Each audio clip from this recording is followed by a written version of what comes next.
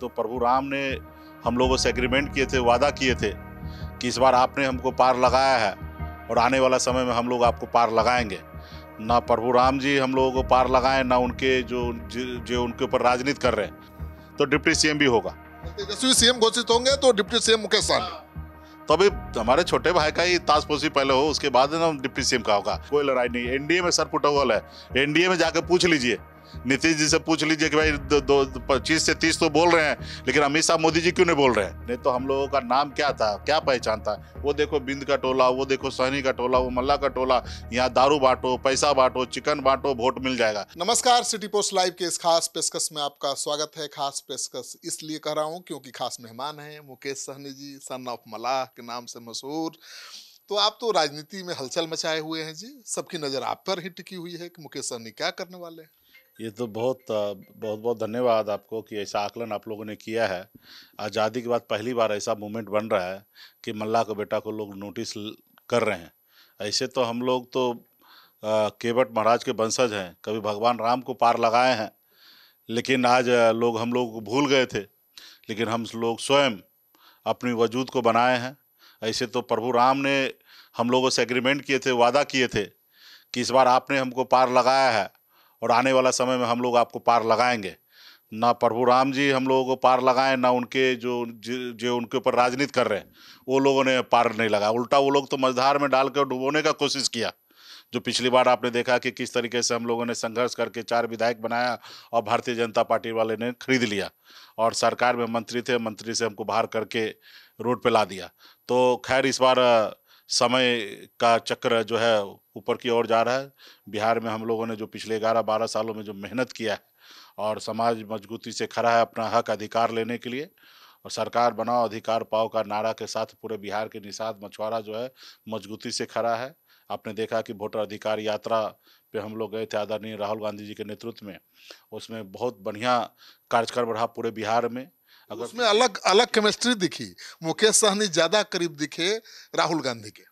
नहीं, देखिए हम लोगों का तो लीडर राहुल गांधी जी ही थे और हम लोग तो बिहार के लिए तो हमारा लीडर तेजस्वी जी है और देश लेवल पे तो राहुल गांधी जी हैं और राहुल गांधी जी के नेतृत्व में हम लोग कार्यक्रम कर रहे थे। तो निश्चित तौर पे करीबी तो उन्हीं के हिसाब से हमको करना है। और इसमें अगर किसी एक पार्टी को सबसे ज़्यादा अगर फायदा हुआ है तो सिर्फ वीआईपी पार्टी को हुआ, बगैर इन्वेस्टमेंट यानी कि जीरो खर्चे पे, और 100% स्ट्राइक रेट रहा। कल तक आदरणीय राहुल गांधी जी को लगता होगा कि भाई एक जात का एक वोट है मुकेश सहनी के पास या तेजस्वी जी को आकलन लग रहा था। लेकिन इस बार ऐसा हुआ कि हमारे लिए 4-4 घंटा 5-5 घंटा धूप में बारिश में लोग खड़े थे, इंतजार कर रहे थे एकदम मनोबल हाई करके। तो ये नज़दीक से आदरणीय राहुल गांधी जी तेजस्वी जी ने देखा और पूरे कार्यक्रम में हमेशा चर्चा होता था। जहाँ वीआईपी पार्टी का झंडा दिखता था वहाँ राहुल जी कहते थे कि देखिए आपका सब नेता लोग खड़े हैं। तो हम लोग कभी बैठे रहते थे तो खड़े हो जाते थे। दावेदारी मजबूत हो गई और ना 60 सीट वाला। मतलब एक ये हुआ कि जो हमारी ताकत है, क्षमता है, जो पिछली बार भी आप देखिएगा तो महागठबंधन से गठबंधन टूटने के बाद एनडीए में जाने के बाद उनकी सरकार की गारंटी हम बने। अगर हम नहीं आते तो शायद उस समय नीतीश जी का सरकार नहीं बनता। तेजस्वी के साथ में रहते तो तेजस्वी की सरकार बन गई होती। ये बात आप लोग भी मानते हैं और राजवीर लोग के लोग भी जान रहे हैं। तो उस समय में हम वहाँ गए तो ये कंफर्म हो गया कि मुकेश सहनी गारंटी है सरकार बनाने का। तो इस बार वीआईपी पार्टी जहाँ है वहाँ पे गारंटी है कि सरकार बनना है। और पिछली बार थोड़ा सा वोट को लेकर चूक हुआ था। डिप्टी सीएम घोषित क्यों नहीं कर रहा है मुकेश सहनी? होगा ना भाई, यहाँ बिना उसके तो मानेंगे नहीं। अगर घोषणा होगा तो डिप्टी सीएम भी होगा। तेजस्वी सीएम घोषित होंगे तो डिप्टी सीएम मुकेश सहनी। तो अभी हमारे छोटे भाई का ही ताजपोशी पहले हो, उसके बाद ना डिप्टी सीएम का होगा और सरकार बनेगा तो होना। ये किसी एक दल का तो कांग्रेस मूड में नहीं है। साफ कह दिया है कि जनता तय करेगी, हम कौन तय करने वाले। देखिए सही बोले, गलत कहाँ है भाई?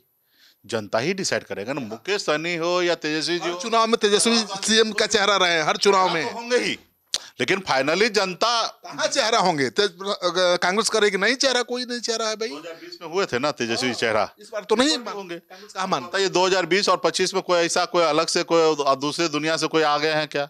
क्या तेजस्वी प्रसाद यादव जी से बड़ा कोई चेहरा हमारे गठबंधन में है क्या?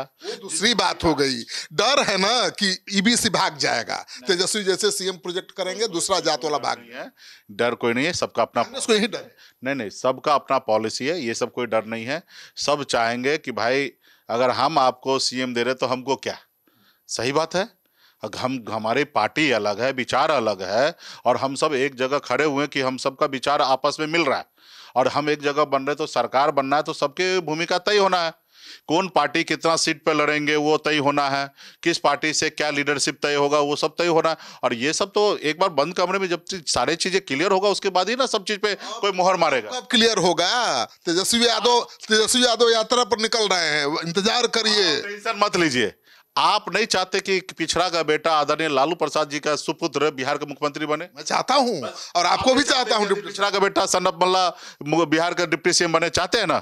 बस आप लोग कांग्रेस क्यों नहीं चाहती है? कांग्रेस भी चाहेगा, वो तो अपने घर के लोग हैं, वो तो अपने देखे ना कितना हम लोग, वो लोग नहीं चाह रहा है ना भाई। कितना अच्छा हम लोगों का केमिस्ट्री, कितना अच्छा हम लोगों का आपस में ट्यूनिंग था कि राहुल गांधी जी आगे की सीट पर बैठते थे और पूरा हम लोग को ख्याल रखते थे, चॉकलेट खिलाते थे, बिस्किट खिलाते थे, हर एक 2 घंटे पे कुछ ना कुछ खिलाते रहते थे, साथ में हम लोग बहुत सारा चर्चा करते। इससे ज्यादा और क्या चाहिए?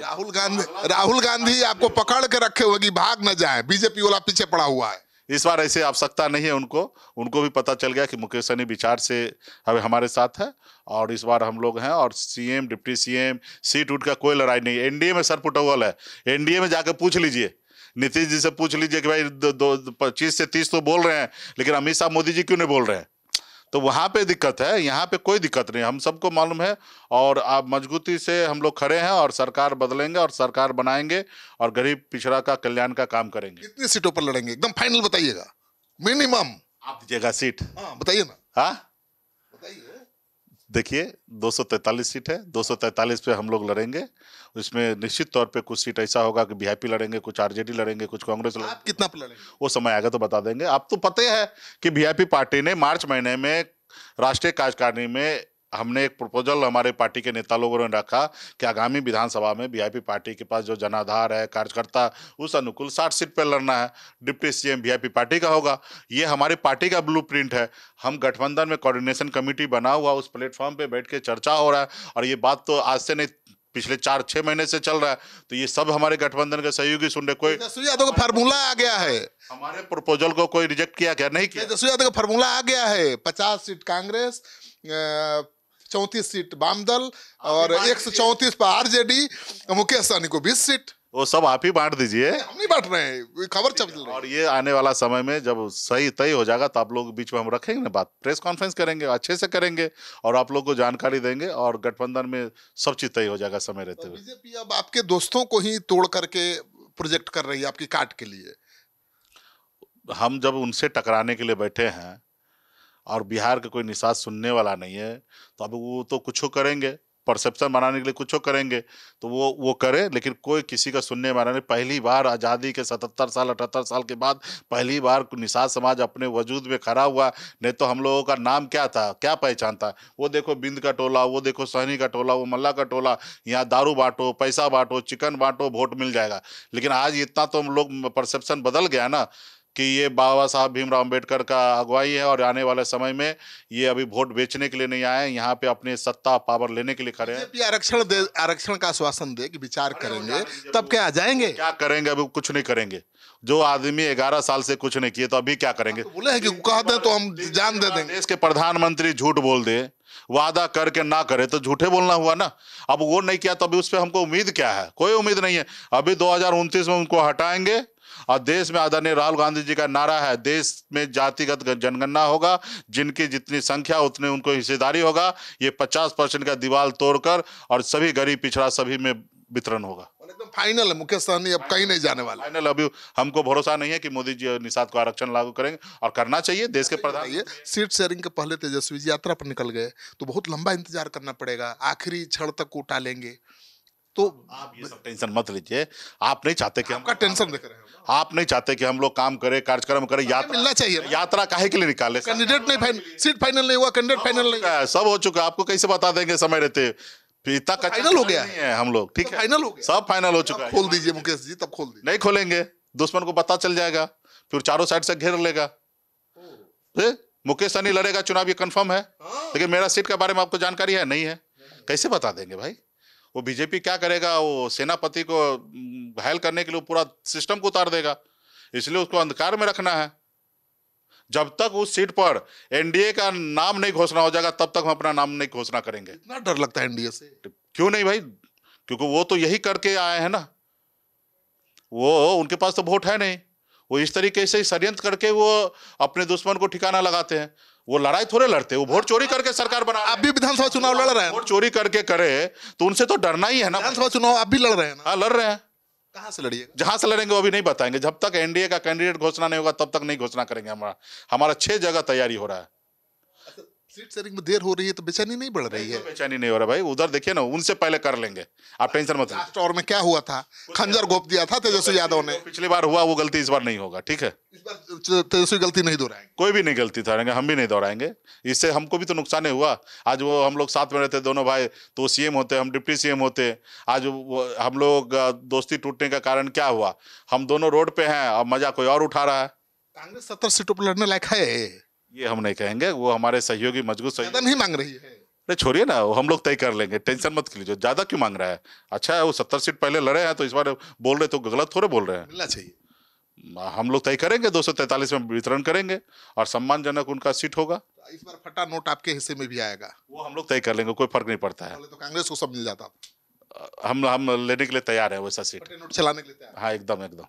चलिए, तो मुकेश सहनी हर कीमत पर महागठबंधन के साथ बने रहेंगे, ये साफ हो गया है। कह रहे हैं कि आरजेडी ने फटे नोट भी दिए तो उसको भी चलाने की कोशिश करेंगे। नहीं, वो ताकत है हमारे पास भाई, ताकत है। कुछ सीट ऐसा है जो पिछली बार कांग्रेस पार्टी हारे हैं, वो सीट वीआईपी पार्टी लड़कर इस बार हम जीतेंगे। कई ऐसी सीटें हैं जहां कभी जीती ही नहीं, महागठबंधन जीता ही नहीं, वही कांग्रेस को मिल जाता है। मल्ला का बेटा हमेशा इतिहास बदले और इस बार बदलेंगे इतिहास। चलिए, तो तेजस्वी यादव की मुश्किल आसान हो गई। जितनी हारने वाली सीट है आप मुकेश सहनी को दे सकते हैं, ये तैयार हैं।